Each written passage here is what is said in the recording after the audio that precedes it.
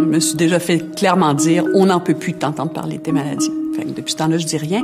Mais avec une autre personne fibromyalgique, c'est que juste la parole, juste de pouvoir échanger, juste de pouvoir recevoir de l'empathie, parce que l'autre personne, elle est réellement empathique, elle le sait ce que c'est.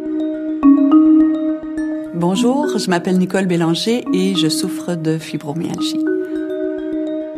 J'ai jamais eu vraiment de santé. Déjà enfant, j'étais pas vraiment en forme, j'étais souvent fatiguée, j'avais pas la même énergie que les autres, j'avais souvent du mal à suivre. Moi, je peux dire, j'ai commencé à être vraiment malade, à vraiment, disons, plus être capable de sortir le soir, être obligée d'aller au lit à 9 heures, dormir 10, 11 heures, 12 parfois, tu sais, avoir besoin de dormir beaucoup, puis être capable vraiment de vivre normalement depuis à peu près 10 ans, je dirais.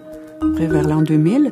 Et puis, j'ai eu un diagnostic en 2007. C'est la première fois qu'on mettait un nom sur la chose, qu'on me disait, bon, ça s'appelle fibromyalgie.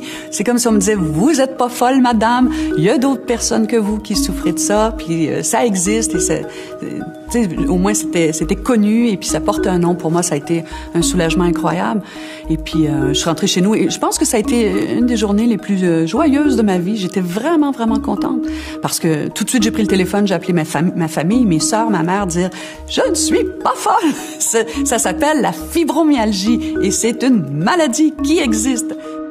Je me considère pas malade, je me considère souffrante. C'est de la souffrance, c'est de la douleur qu'on endure tout le temps.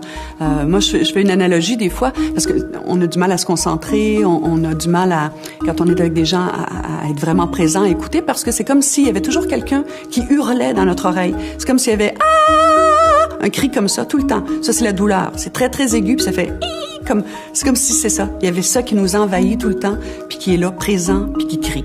C'est comme si on vivait en couple avec quelqu'un de malcommode. C'est à peu près ça. Ouais, c'est comme si on vivait encore avec quelqu'un de malcommode puis qui te gâche un peu l'existence. Mais là, t'essaies de faire des compromis puis tu dis, bon, ben OK, regarde, ce soir, là, on va y aller, là, mais demain, on va se reposer. Demain, là, je te promets, là, on va rester tranquille. Quand on a des journées où il y a vraiment pas de douleur, moi, ça m'arrive, j'en ai 2 journées par mois à peu près, parce que moi, ça suit un peu mon cycle hormonal. Donc, j'ai 2 journées par mois où je me sens quasiment normale. Mais ces journées-là, je goûte la vie avec une intensité, là, extraordinaire. Puis, on dirait maintenant aussi, tout ce qui est plaisant, tout ce qui peut être agréable, je le ressens 100 fois plus, 100 fois, c'est 100 fois plus doux que ça devrait être.